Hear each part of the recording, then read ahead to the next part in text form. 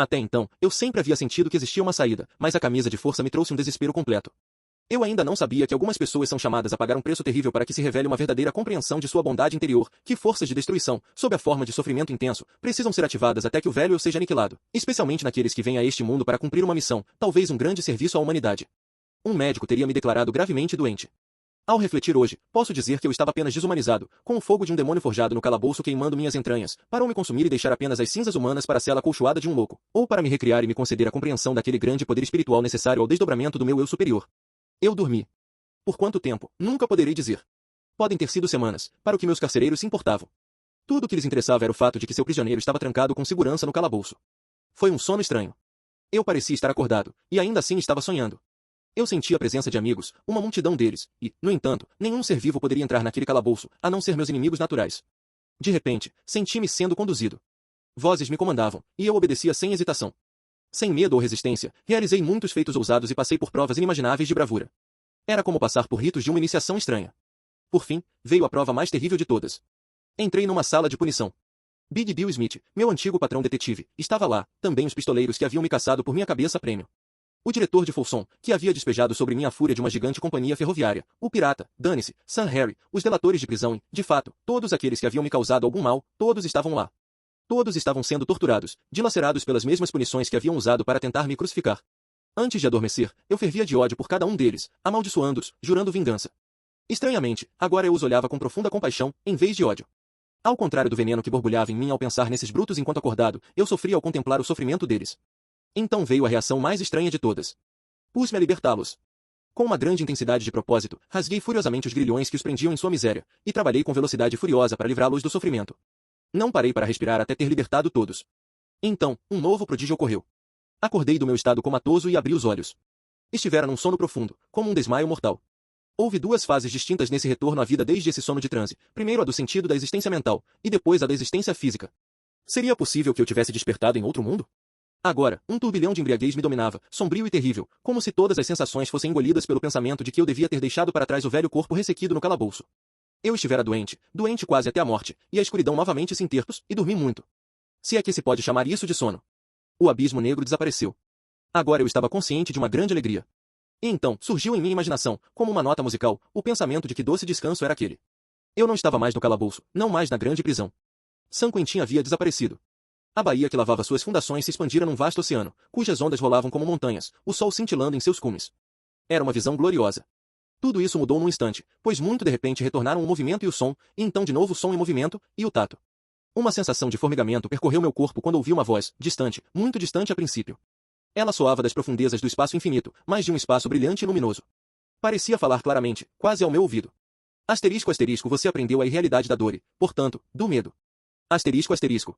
Asterisco asterisco você aprendeu a inutilidade de tentar combater seus inimigos com ódio asterisco asterisco continuou a voz. Asterisco asterisco você viu que sua espada de defesa era de 2 gumes, cortando profundamente suas próprias entranhas em vez de vencer o mal que atuava contra você. Asterisco asterisco.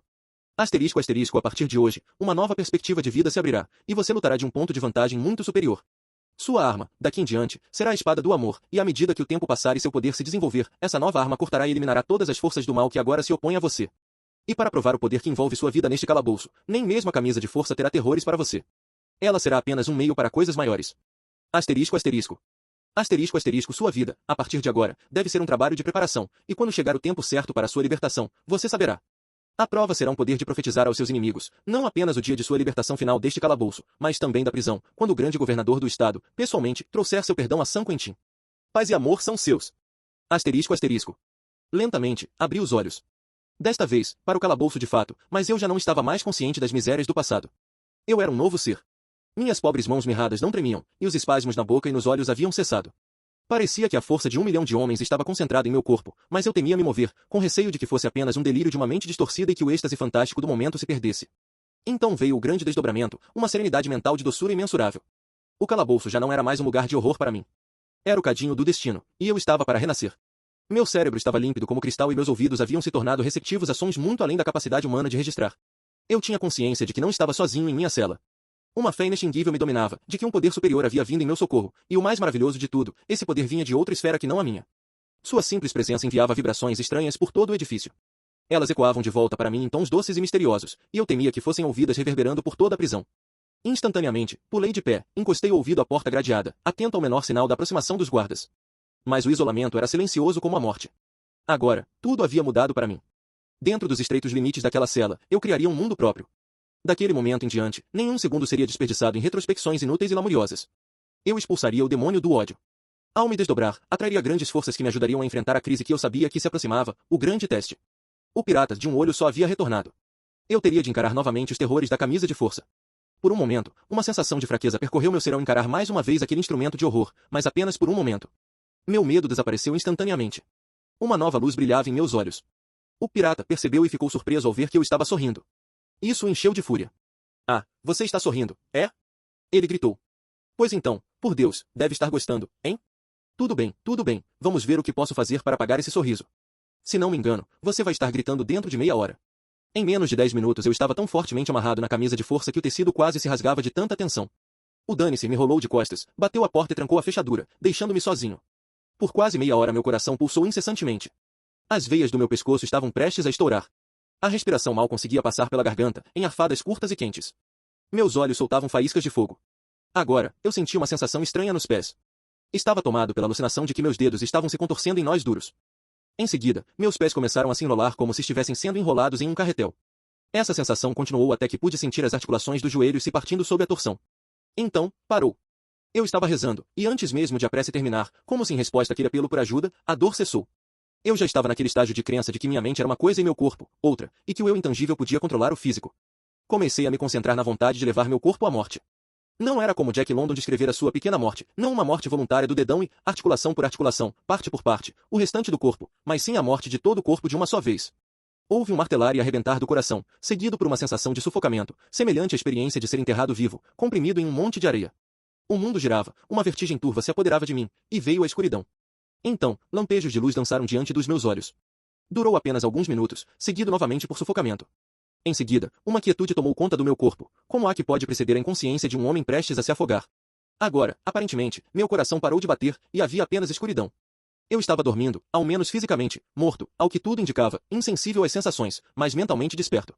Houve um período de expansão cerebral, uma dilatação do tempo e do espaço, um recuo das paredes da minha cela e até das paredes externas de San Quentin, e, deixando meu velho corpo dilacerado pela dor, ainda amarrado na camisa de força no calabouço, eu parti, já não preso à terra, em uma jornada pelo espaço e por uma eternidade de tempo. Agora o universo vacilava ao meu redor com um estrondo retumbante, e despertei, um prisioneiro perpétuo, em isolamento, firmemente amarrado na camisa de força. O barulho. O que era? Apenas o tigre batendo com os nós dos dedos da cela número 1. Fazia pouco tempo desde que fui amarrado, mas eu havia viajado por eras. Tentei ir novamente, tão agradável havia sido a sensação de transpor o espaço. Mas aquele som, como o golpe de um martelo sobre os meus sentidos, me prendeu à terra. Será que ele nunca pararia? Ao que parecia, não.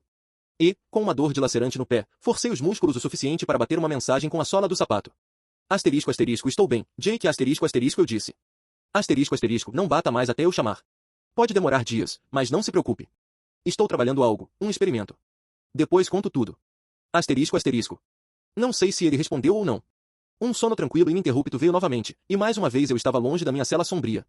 O próximo som que ouvi foi a voz áspera de Dane-se. Ele espiava para mim pela porta da cela, enquanto falava por cima do ombro com um pirata. Asterisco, asterisco, não sei o que pensar dele dessa vez, diretor. Ele está aí dentro como um texugo em sua toca. Toda vez que apontei a lanterna para ele, estava dormindo. Não emitiu nenhum som desde a primeira meia hora depois de ser amarrado. É um sujeito esquisito, nem o diabo entende ele. Asterisco, asterisco. Ignorando os comentários de Dane-se, o pirata mandou que ele abrisse a porta. Ele entrou e me cutucou com força com a ponta da bota para me acordar, pensando que eu estava dormindo. Depois mandou o Dane-se trazer a lanterna. Apontando a luz forte diretamente no meu rosto, examinou-me cuidadosamente. Uma espuma branca cobria minha boca. Fora isso, não havia nada de incomum, eu parecia apenas estar dormindo. Desconcertado, e agindo por algum capricho, ele ordenou que Dane-se cortasse as amarras. Feito isso, fui retirado da camisa de força. Abri os olhos, mas não conseguia mover o corpo, e fiquei ali deitado, olhando impotente para o pirata. Pois bem, não vejo aquele sorriso no seu rosto que você tinha 3 dias atrás, quando coloquei na camisa de força. Você logo vai concordar comigo que esse sobretudo é imbatível. Suas palavras eram cruéis, mas havia nelas um tom de alívio ao perceber que eu não estava morto.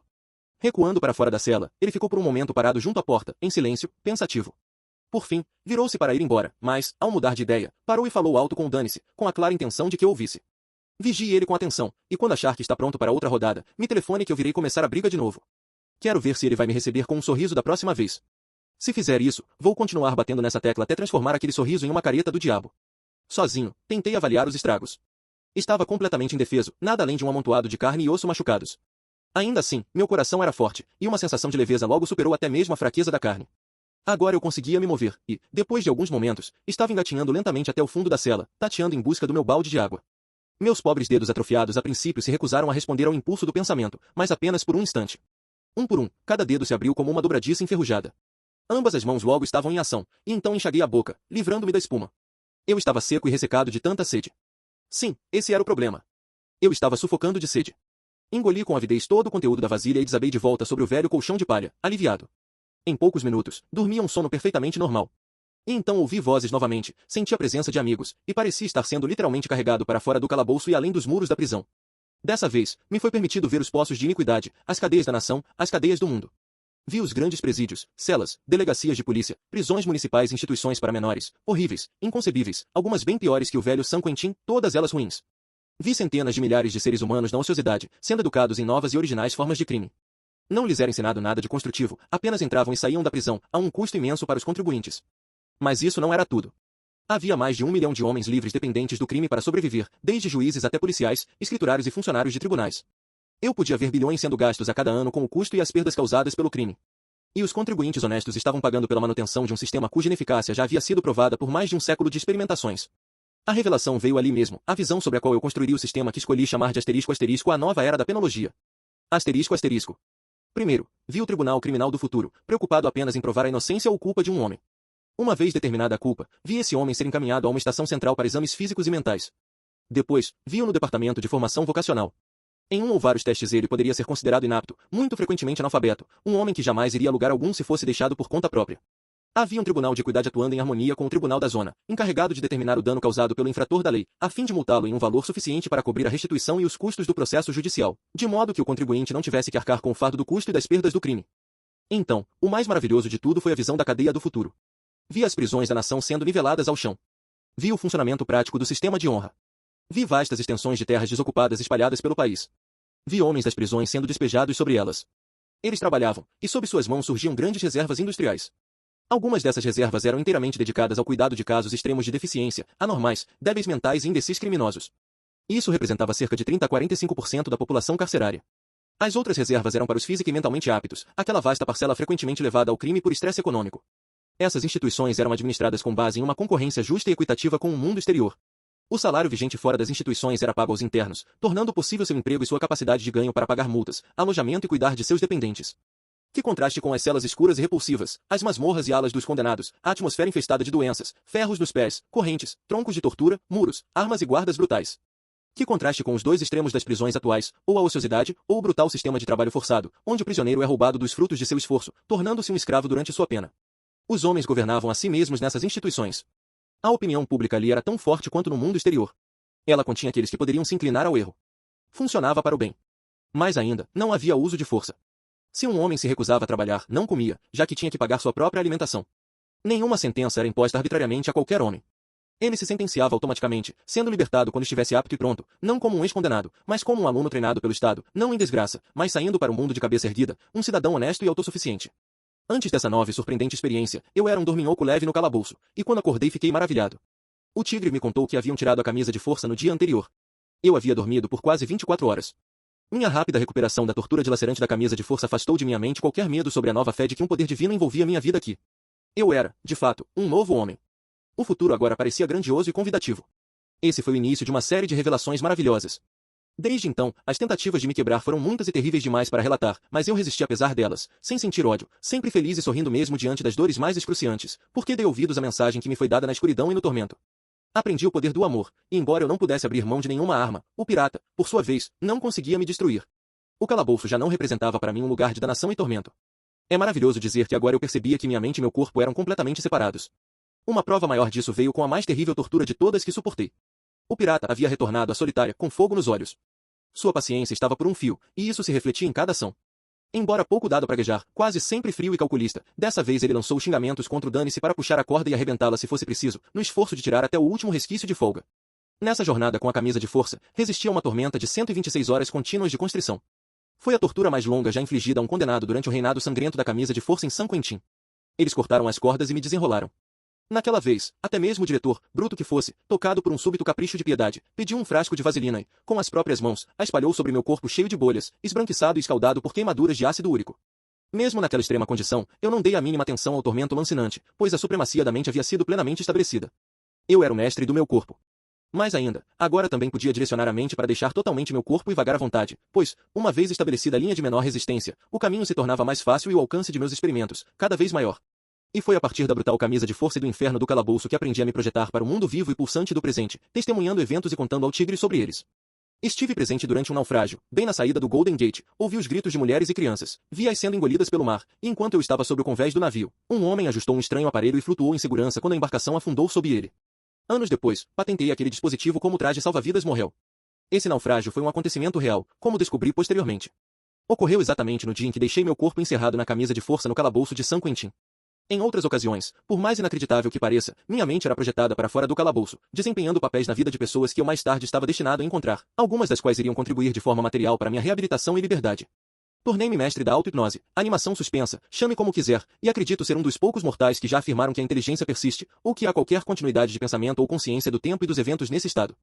Durante minhas muitas jornadas de tortura na camisa de força, nada ocorria em minha cela de que eu não tivesse consciência, embora estivesse absolutamente insensível à dor física, provando de forma conclusiva que minha mente sempre esteve no controle.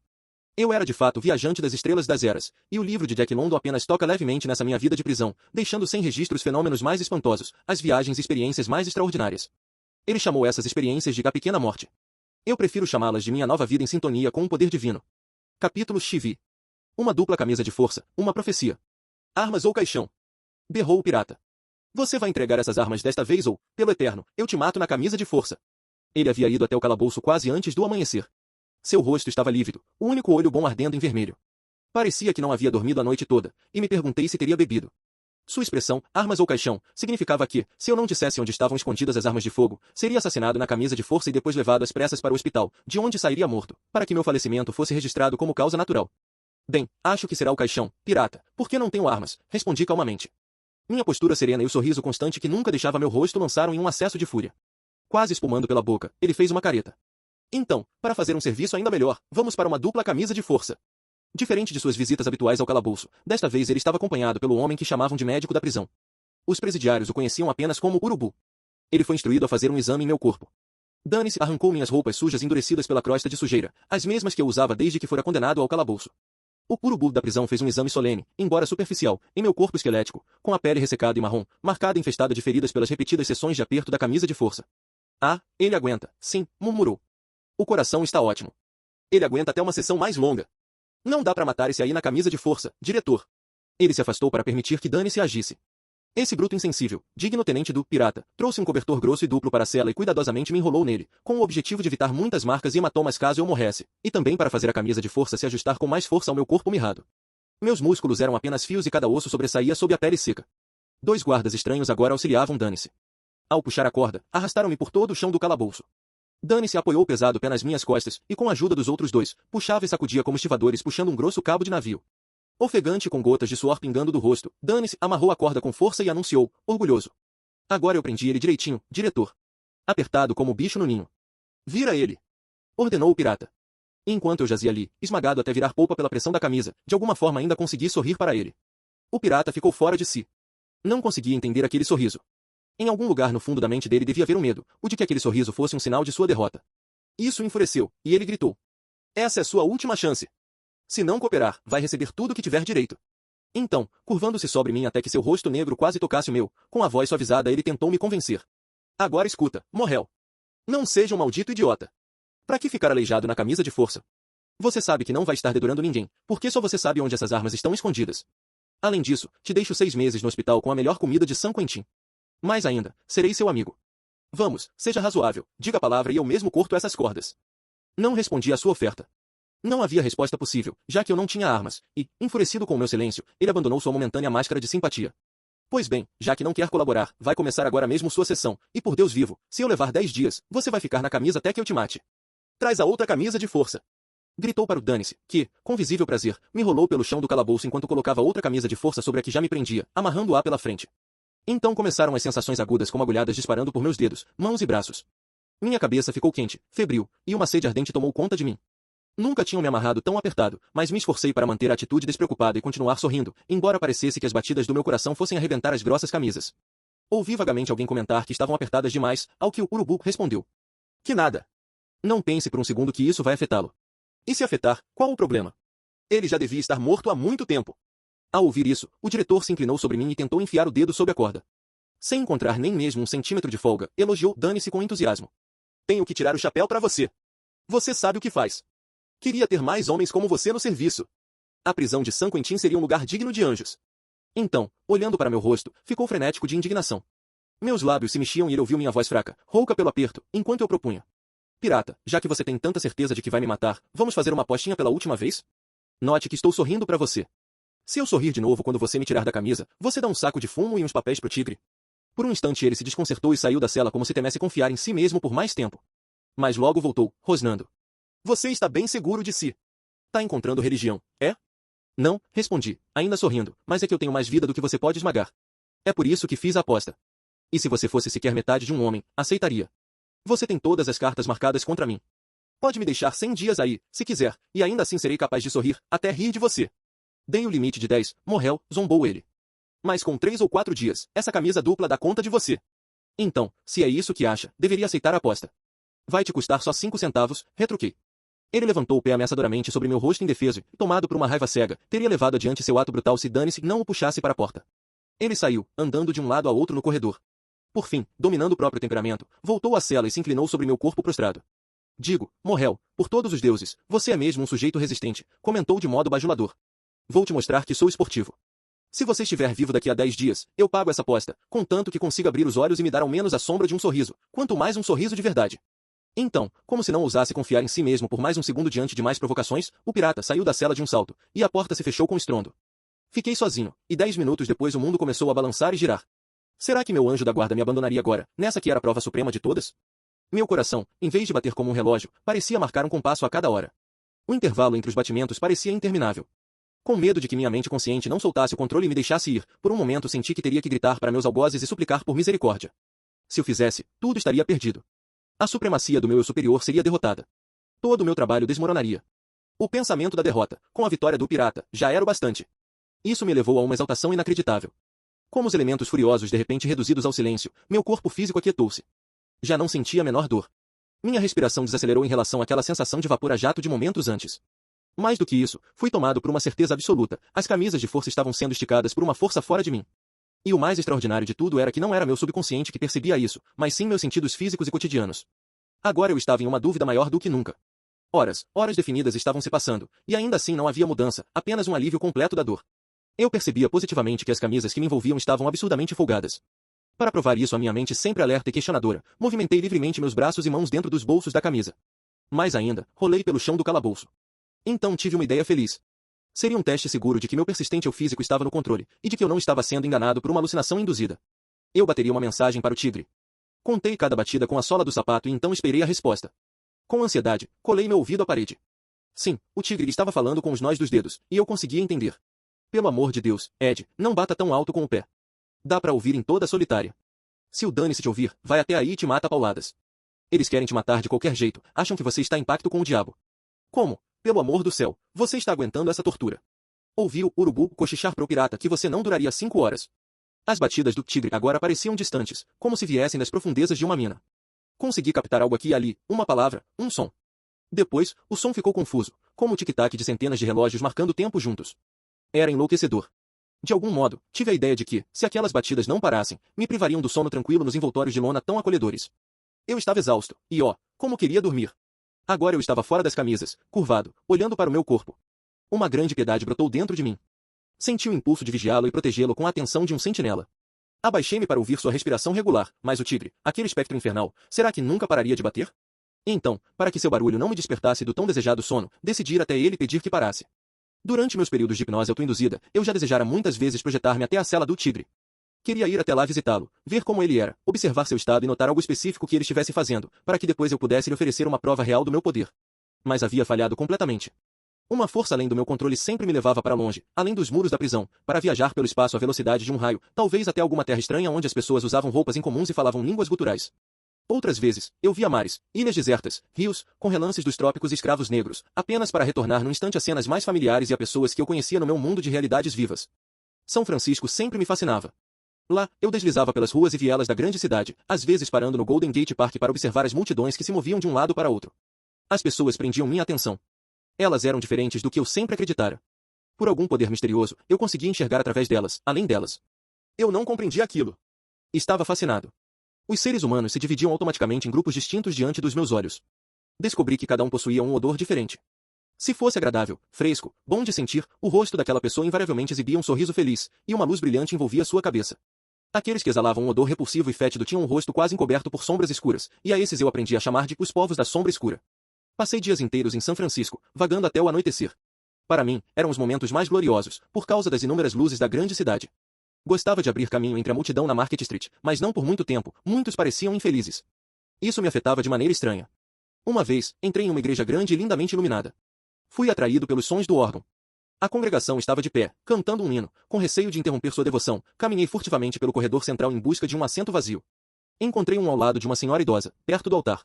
Ela cantava com uma voz rica e bem treinada. Durante todo o serviço, estive consciente de sua presença e percebi o quanto ela me fazia bem. Ainda assim, não perdi uma só palavra do sermão do pastor nem do maravilhoso canto do coral, e senti vontade de permanecer ali para sempre. Para mim, aquela igreja era um santuário de paz e amor. Em minhas andanças, desde o inferno das camisas de força de San Quentin, sob a orientação daquela força que guiava meus atos, eu sempre evitava os lugares do mal, fugindo dos povos da sombra escura e buscando aqueles em que habitava o amor. E agora, finalmente, eu estava na cela do tigre.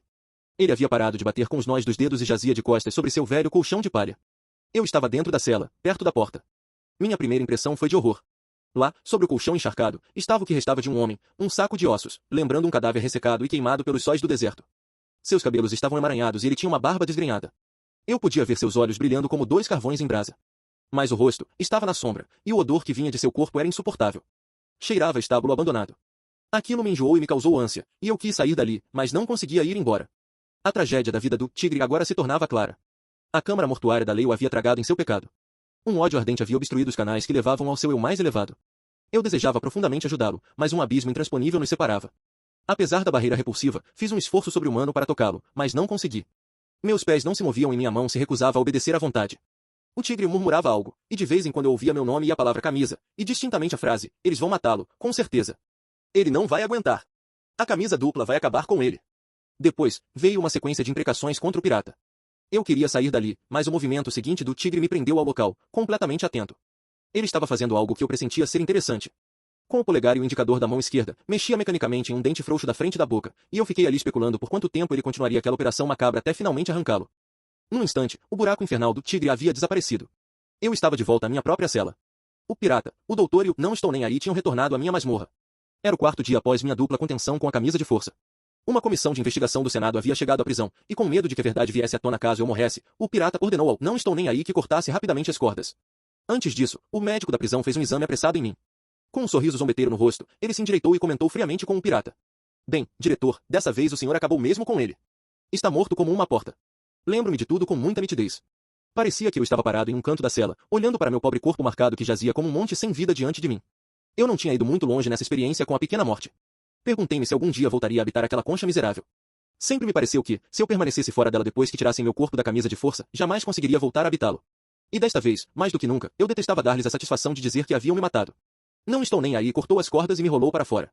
Eu estava deitado de costas. Houve uma luta. Minhas pálpebras tremularam, se abriram, e num instante eu estava sorrindo para o rosto do pirata, para seu grande alívio. Lá está! Lá está! Gritou ele no auge da voz para o médico. Maldito, eu sabia que ele estava fingindo. Também, não é de se admirar que ele sorria, disse não estou nem aí com indiferença. Ele está paralisado. Paralisado. Zombou o pirata, com uma risada seca. Ponham de pé que ele vai aguentar. Obedecendo às ordens, não estou nem aí me levantou e me largou em seguida. É claro que, depois de tanto sofrimento, a vida não poderia voltar ao meu corpo de uma vez só. Cambaleei, dobrei os joelhos e caí de lado, ferindo a testa na parede, para o grande divertimento daqueles que tentaram me matar. É um grande ator. Tem coragem para tudo. Respondi com um sussurro rouco. Está certo. É claro que fiz isso de propósito, e se vocês continuarem me levantando, eu repetirei o espetáculo quantas vezes quiserem, só para divertir vocês. Só lamento não ter morrido há muito tempo na camisa de força, para livrá-los do trabalho de continuar me torturando. Mas, adverti, já que não conseguiram me matar, e já que sorri, ganhei uma pequena aposta que vai custar a vocês apenas 5 centavos. Não esqueçam do saco de tabaco do tigre. Ao ouvir isso, o pirata levou as mãos aos cabelos como se quisesse arrancá-los pela raiz. Então, percebendo que era perigoso permanecer ali, já que havia feito o pior que podia e agora só poderia me pisar, dirigiu-se à porta da cela.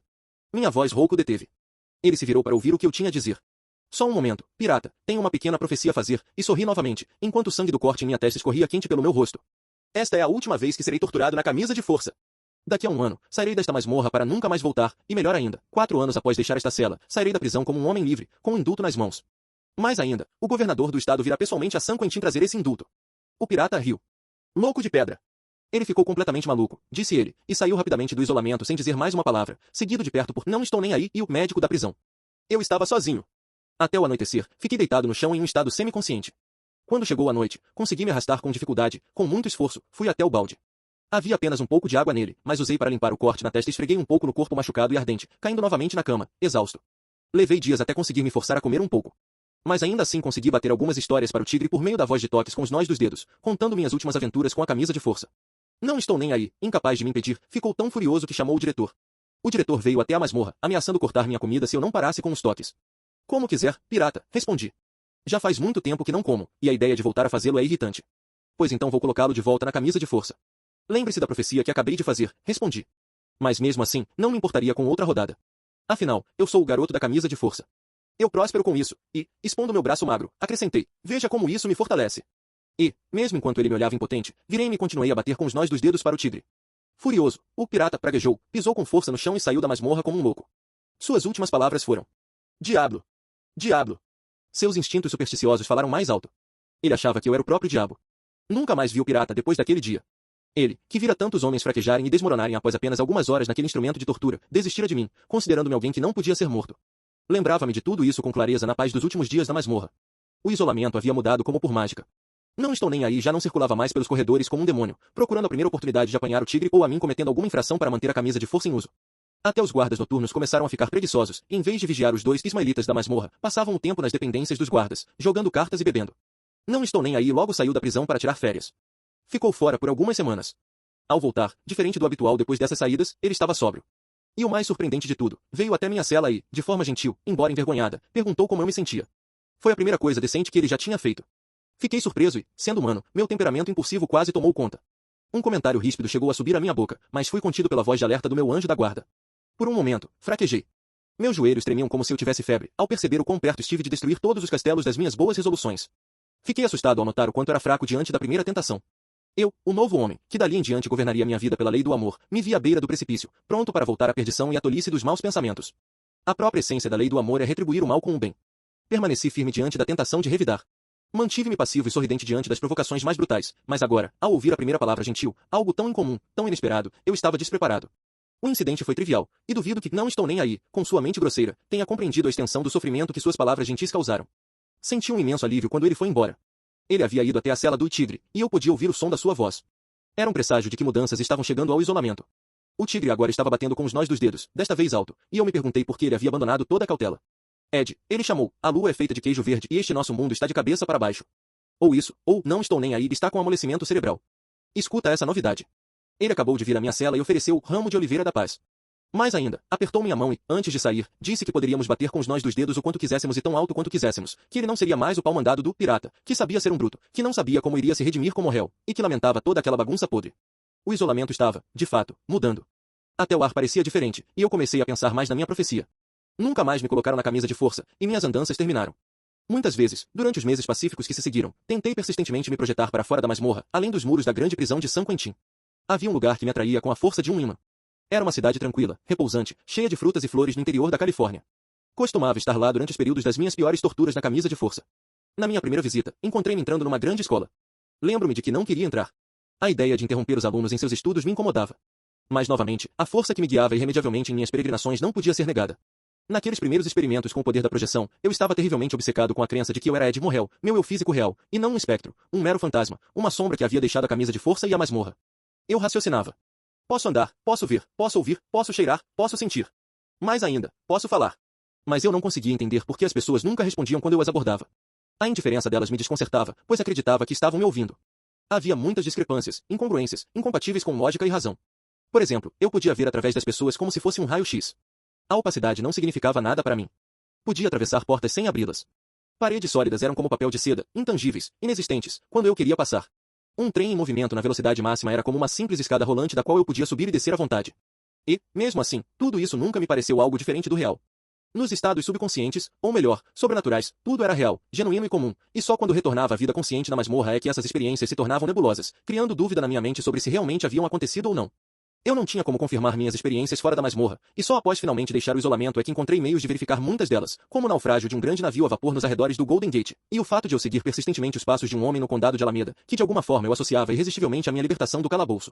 E foi assim que me vi entrando na escola onde o destino parecia ter decretado que eu encontraria alguém que conheceria anos depois e aprenderia a amar. Caminhei pelo corredor central da sala até chegar à mesa da professora. Parei ali tempo suficiente para pedir desculpas pela invasão, mas a jovem de cabelos pretos como azeviche, a professora que lia para sua turma, não notou minha presença. Virei-me para olhar ao redor, por entre aquele mar de rostos jovens. De repente, meus olhos pousaram sobre um deles. Um impulso estranho me atraiu até ela. Estava sentada à direita, perto de uma janela aberta, com a cabeça curvada sobre um livro. Caminhei lentamente pelo corredor e parei próximo à sua carteira. Ela ergueu a cabeça como se fosse me olhar. Era uma pequena senhorita de 12 ou 13 anos. Quando entrei na sala de aula, notei que apenas alguns dos rostos jovens estavam encobertos por sombras. Mas a menininha, a minha menininha, aquela que escolhi entre todas, irradiava luz. Seus olhos azuis eram francos, abertos e confiantes, e ela tinha um sorriso doce que inspirava confiança. De forma vaga e instintiva, eu sabia que não éramos estranhos. Ainda assim, ela se assustou com a minha súbita aparição. Tive medo de que perdesse a calma e me apressei em dizer algumas palavras reconfortantes. Ela se moveu um pouco no assento. Parecia um convite para que eu me sentasse. A sessão da tarde terminou e os alunos saíram da sala. Minha menininha guardou cuidadosamente os livros e foi uma das últimas a sair. Fui com ela. Lá fora, outra garotinha se juntou a ela. Depois de algumas palavras, se despediram, e nós dois, tão estranhamente unidos, caminhamos na direção da sua casa. Ela parou no portão por um momento, pensativa, e, ao que me pareceu, olhando nos meus olhos. Então se virou, atravessou o quintal correndo e entrou em casa. Aquela foi a primeira de muitas visitas que mantiveram minha alma encantada e, mais tarde, serviram para aliviar o peso da minha miséria na masmorra de San Quentin. Mas agora eu não podia mais ir até lá. Meu poder de projetar-me além dos muros de San Quentin terminou junto com minha profecia da camisa de força. Assim, tudo o que me restava para me consolar nos meses seguintes, à espera da libertação, segundo o tempo determinado pela profecia, era a visão do rosto daquela menininha.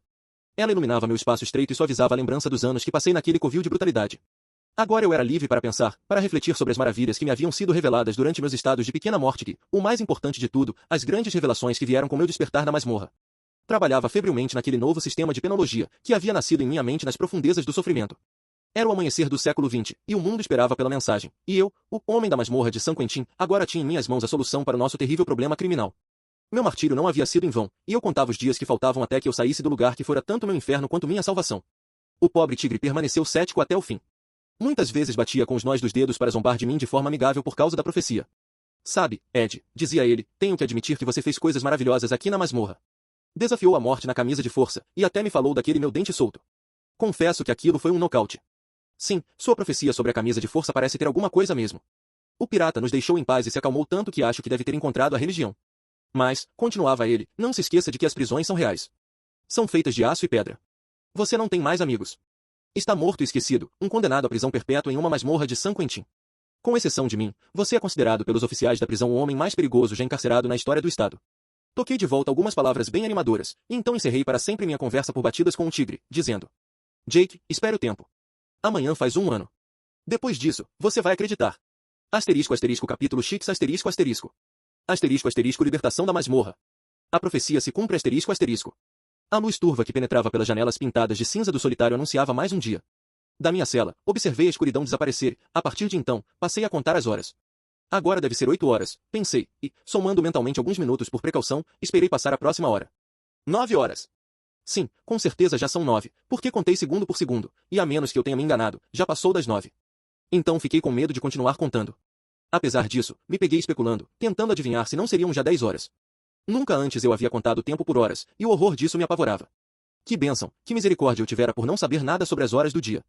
Durante meus longos anos de isolamento e silêncio, o tempo não significava nada. Ele era marcado apenas por 2 condições, escuridão absoluta e algumas horas de uma luz cinzenta e opaca. Costumava-se dizer na prisão que isso era uma das punições intencionais do sistema carcerário para o condenado em solitária. Se isso for verdade, então Deus, em sua infinita misericórdia, deve ter intervido, pois foi uma bênção disfarçada de castigo. De todos os sofrimentos que se pode infligir a um infeliz privado de convívio humano, nenhum se compara ao de ser forçado a saber cada hora das 24, dia após dia. Imagino bem que isso levaria rapidamente à loucura até a mente mais forte, e agradeço ao destino benevolente que me poupou desse fardo adicional sobre minha alma já sobrecarregada. Aconteceu algo, agora. O gongo da solitária soou. Era apenas um sino comum, acionado por um botão do lado de fora da grande porta, mas aos meus ouvidos ele soou como o estrondo e o rugido de artilharia pesada. Ouvi a voz rude do asterisco Give Adam asterisco e sua tentativa desajeitada de saudação. Bem-vindo ao meu departamento. É um prazer, Major, é um prazer. Venha, entre e eu lhe mostrarei o local. Eu já estava começando a pensar, Major, que o senhor tinha esquecido da solitária. Fico mesmo contente com essa chance de conhecer o nosso novo diretor. Entre. Asterisco, Give Adam asterisco e o estranho agora caminhavam pela grande sala da solitária e, quando os dois entraram na linha da minha visão, reconheci imediatamente o homem que ele chamava de Major. Era o novo diretor, ninguém menos que o homem do condado de Alameda, aquele que eu havia seguido e observado com tanta insistência durante minhas repetidas viagens na pequena morte provocada pela camisa de força. Tomado pela emoção, cambaleei, recuei atordoado da porta gradeada. Agora não havia mais dúvidas. Sim, minhas experiências na camisa de força eram reais. Ele era o homem que eu visitará tão insistentemente naquelas viagens mentais. A prova era conclusiva. Eu jamais havia visto esse homem em carne e osso antes daqueles eventos estranhos. Por um momento, esqueci do novo diretor e de tudo o que acontecia ao meu redor. Minha mente voou até a cidade das frutas e das flores. Num instante, eu vi o rosto da menininha, na mesma sala de aula onde a vira pela última vez mergulhada em seus livros. Perguntei-me se algum dia a encontraria novamente. Ouvi meu nome. Era o Major pedindo asterisco, Give Adam asterisco que lhe mostrasse minha cela. Ele ficou um momento tentando espiar para dentro. Estava escuro. Não conseguia me ver, então ordenou que asterisco, Give Adam asterisco, o chefe da solitária, abrisse a porta. Em seguida, pediu para ficar sozinho. Entrando em minha cela, permaneceu por um longo tempo me olhando sem dizer uma palavra, aparentemente tomado de horror diante do que via. Um objeto horrendo diante dele. Seus olhos estavam úmidos, com lágrimas se formando. Finalmente ele quebrou o silêncio, e ouvi sua voz. Morrel, eu sou o novo diretor. Disse ele, visivelmente agitado. Continuou. Assumi San Quentin há 3 semanas. Desde o primeiro dia, venho investigando o seu caso. Você foi acusado de contrabandear armas de fogo para cá, com a intenção de liderar um motim e tomar a prisão à força. Foi julgado por esse crime pela Junta de Comissários Penitenciários, que atuou como um tribunal com 5 juízes. Foi condenado com base nas provas apresentadas e sentenciado à solitária pelo restante da sua vida. Isso foi há 5 anos. Desde então, nada aconteceu que pudesse alterar sua situação ou provar se você era ou não culpado. Minha investigação demonstrou que você não era culpado, e sim vítima de uma conspiração armada por um canalha que tentou lucrar com sua desgraça. Quando a Junta de Comissários se reuniu ontem, apresentei os fatos e exigi que sua sentença fosse revogada. Agora vim libertá-lo. Você foi tratado de maneira profundamente injusta. Farei todo o possível para reparar esse erro enquanto estiver como diretor de San Quentin, concluiu ele. Ele então se preparou para me conduzir para fora da tumba viva onde suportei tantos anos de sofrimento. Minha voz tinha se reduzido a um mero sussurro, mas antes de deixar a câmara do horror e do silêncio, consegui fazer um apelo ao novo diretor, que me permitisse ver o pobre tigre e me despedir dele. Se eu viver por toda a eternidade, jamais esquecerei os breves momentos de tensão enquanto eu olhava através das grades da porta da cela dele, tentando distinguir os traços cadavéricos do meu pobre companheiro da voz pelo nó dos dedos. Estendi pela grade os dedos encolhidos de minha mão. O tigre os segurou com firmeza. Sua voz fraca vibrava de alegria. Deus, homem, isso é um milagre. Esperemos que o resto da sua profecia também se cumpra, e que você receba o perdão dentro de 4 anos. O diretor me afastou e, com muito cuidado, colocou uma venda sobre meus olhos, para que a luz do sol lá fora não me cegasse. 1 minuto depois, a grande porta da solitária se fechou atrás de mim.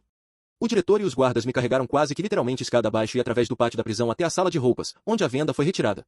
Eu estava tonto, quase tomado pela agorafobia, tendo saído do silêncio da solitária para o mundo em movimento da prisão após 5 anos de confinamento absoluto. Tudo me parecia irreal. Mãos gentis me conduziram ao banheiro, e, à medida que as roupas velhas encardidas caíam ao chão, fiquei ali, recortado contra a luz intensa, um objeto terrível e profundamente lastimável. Era a primeira vez que via com clareza meu próprio corpo em todo o seu estado de horrível decadência. A pele amarelada e ressecada, esticada sobre as costelas salientes, e as juntas se projetando como grandes nós, faziam-me parecer um homem muito velho. A longa barba desgrenhada e o cabelo emaranhado com fios grisalhos completavam a imagem de um miserável assolado pela fome. Perguntei a mim mesmo se algum dia voltaria a ser saudável. Pesava apenas 43 quilos. Era o que restava do que um dia fora um homem. Servidores livres e presos designados para serviço circulavam enquanto eu era lavado. Todos queriam ver o homem da masmorra. Eu era um objeto de curiosidade.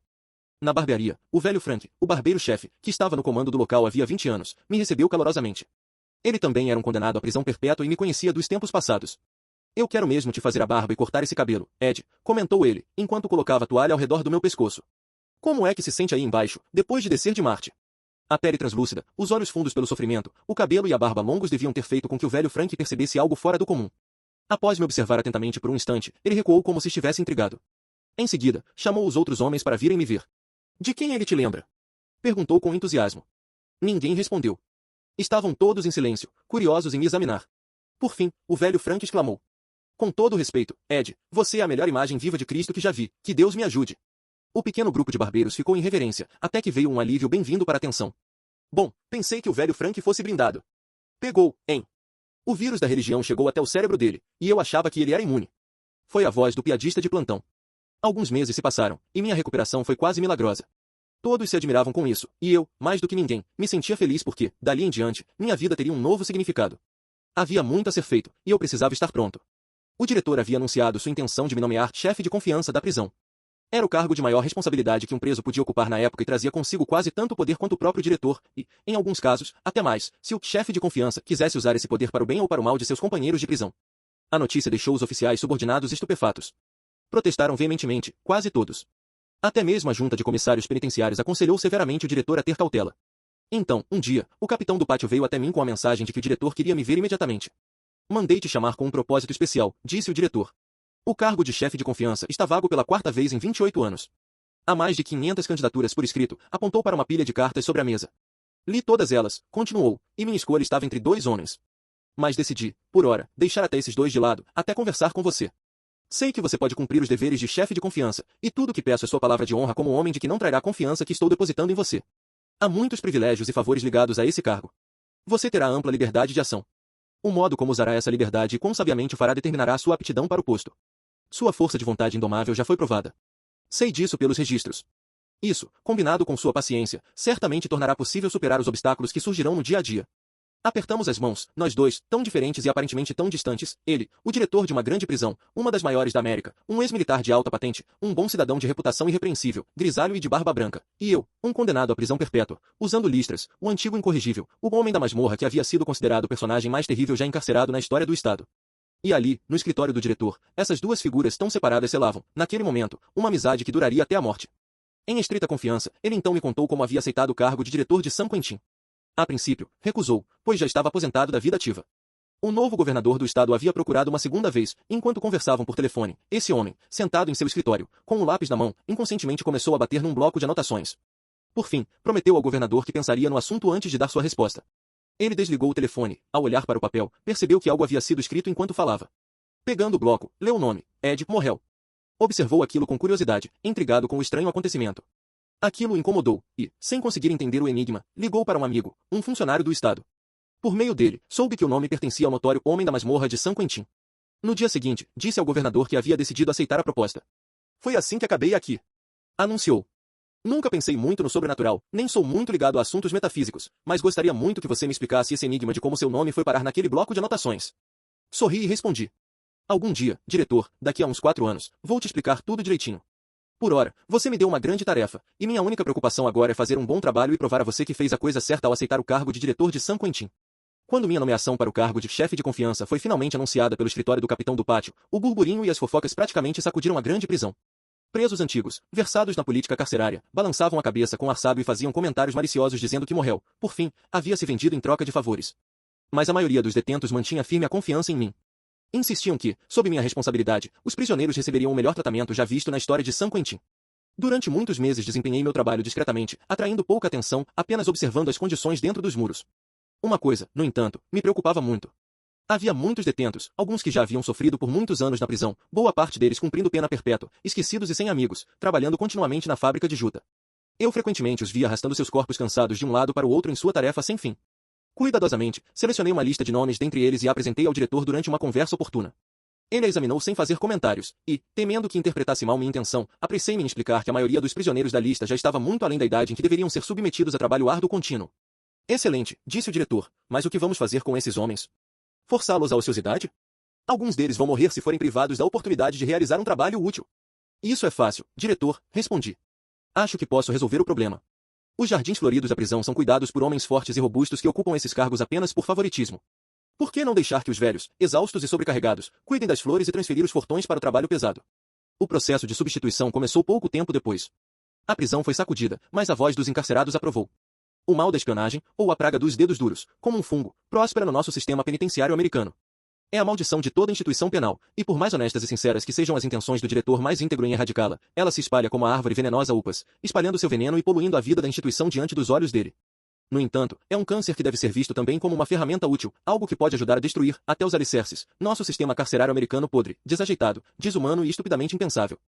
Quando assumi as funções de chefe de confiança em San Quentin, aquela grande prisão era um redemoinho fervilhante de política carcerária e intrigas de dedos duros. Minhas primeiras tentativas de lidar com isso não passaram de esforços fracos.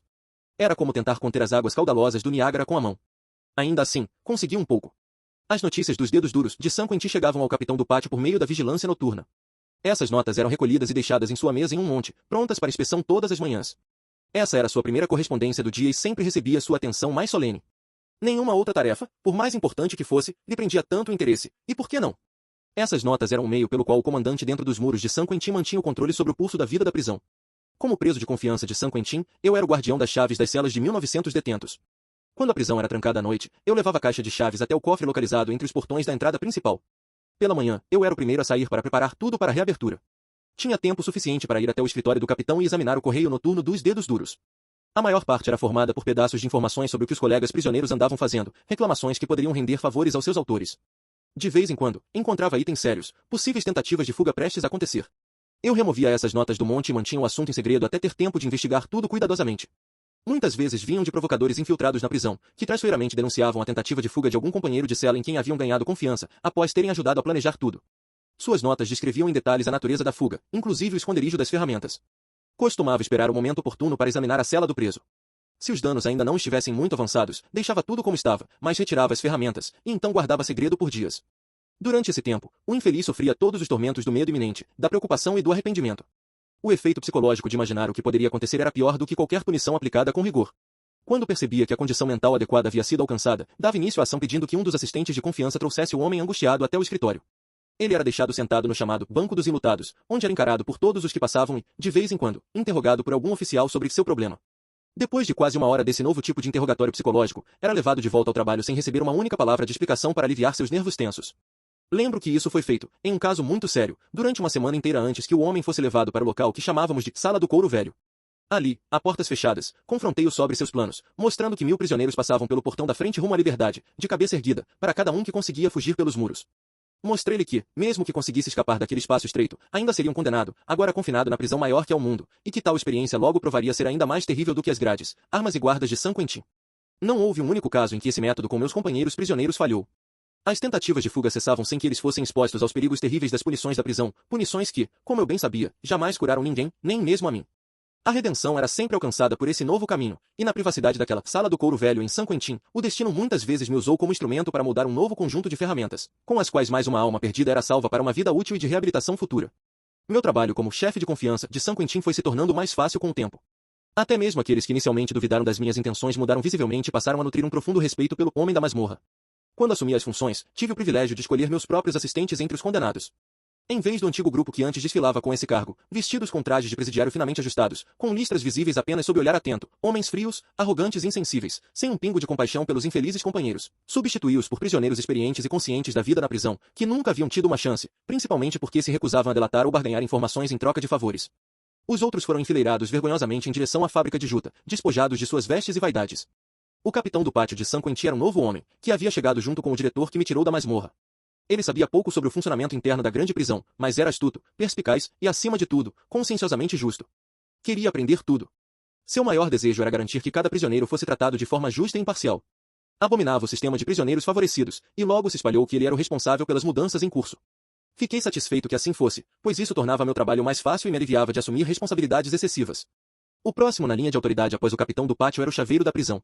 Ele foi o único oficial que manteve seu cargo da antiga administração, o que não era incomum em seu caso, pois já havia sobrevivido a muitas reviravoltas políticas e expurgos administrativos. Era o funcionário penitenciário mais antigo em termos de tempo de serviço na história do Estado, e ainda ocupava a mesma posição em San Quentin. Foi ele quem nos acompanhou corajosamente à fábrica de juta durante o motim. O chaveiro era conhecido como um disciplinador severo, mas ainda assim um homem honesto, bondoso e justo, e a melhor prova disso é que, durante toda sua longa administração naquela prisão que mata homens, nunca perdeu o amor e o respeito dos detentos de San Quentin. Os presos o chamavam apenas de Capitão Dan. Nesse caso, o título tinha significado, era um termo de carinho. Capitão Dan me conhecia desde o dia em que entrei na prisão, e durante a investigação do novo diretor sobre meu caso, quando eu ainda estava na masmorra, foi o único oficial que expressou dúvida quanto à minha culpa. Sua postura fortaleceu muito a convicção do novo diretor de que eu era inocente. De fato, era de conhecimento geral dentro da prisão que foi por meio de sua investigação silenciosa que o diretor tomou conhecimento de todas as circunstâncias da intriga carcerária que havia me roubado a própria vida. Ele foi o primeiro homem livre a apertar minha mão no dia em que fui libertado da masmorra, e o primeiro a me parabenizar quando fui nomeado chefe de confiança. Nossos deveres nos aproximavam com frequência, e por meio dele aprendi muito sobre os antigos esquemas da prisão. A maior parte foi uma revelação para mim. E agora eu ouviria algo sobre o antigo capitão do pátio, o homem de quem Sam Harry havia feito um instrumento.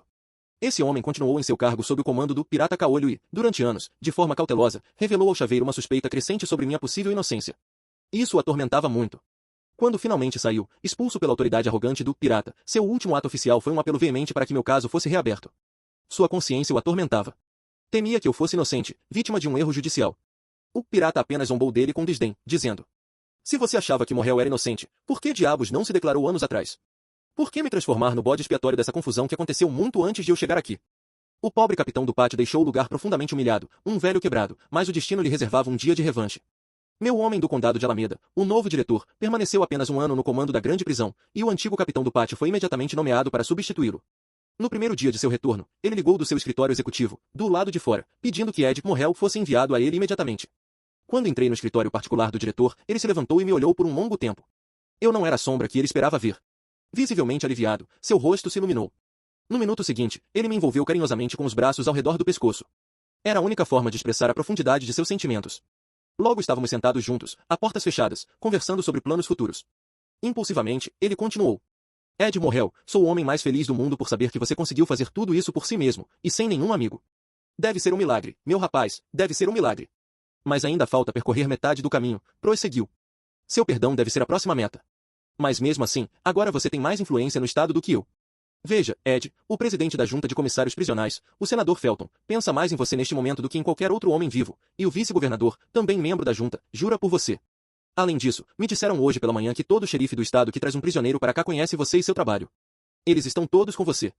Diga-me como você conseguiu tudo isso. De onde veio esse poder? Ainda assim, posso ver tudo. Só preciso olhar em seus olhos para perceber que você é um homem em 1 milhão. Deus, se ao menos tivéssemos sabido antes. Quanto sofrimento e dor poderíamos ter poupado a você? Eu o interrompi ali mesmo. Está enganado, diretor. Eu não trocaria minhas experiências na masmorra por nada neste mundo, disse. Não, nem mesmo se soubesse de antemão que teria que sofrer o dobro do que sofri, porque foi ali, na escuridão da masmorra, que um Deus misericordioso veio em meu socorro. Deixei-o bastante comovido com minhas palavras. Ele já estava envelhecendo muito, e qualquer menção ao sobrenatural o afetava profundamente. Durante o restante de sua administração, tivemos muitas conferências, e ele frequentemente recorria ao meu julgamento nas decisões mais importantes sobre os assuntos da prisão. Havia um entendimento perfeito entre nós. Como capitão do pátio por muitos anos, ele era considerado muito severo, mas todos reconheciam que era escrupulosamente honesto e absolutamente livre da corrupção penitenciária. Desde o dia em que retornou à instituição como diretor até sua morte, nunca perdeu uma oportunidade de me elogiar a todos os que visitavam San Quentin. Trabalhou heroicamente para apagar o passado, e tenho certeza de que sua consciência estava em paz quanto ao papel que desempenhou na minha condenação à morte em vida quando partiu deste mundo. Em sua morte, perdi um amigo maravilhoso. O 4º ano fatídico desde minha libertação da masmorra havia chegado. Quando saí daquela masmorra, eu tinha apenas um amigo que lutara por minha liberdade, o homem de Alameda, o novo diretor, Major John W. Tompkins. Muita água havia corrido sob a ponte desde então, e eu podia contar meus amigos às dezenas, mas o pensamento mais precioso de todos era que eu havia conquistado o amor de meus companheiros de cela, sem exceção, e que todo homem livre em Point San Quentin me respeitava.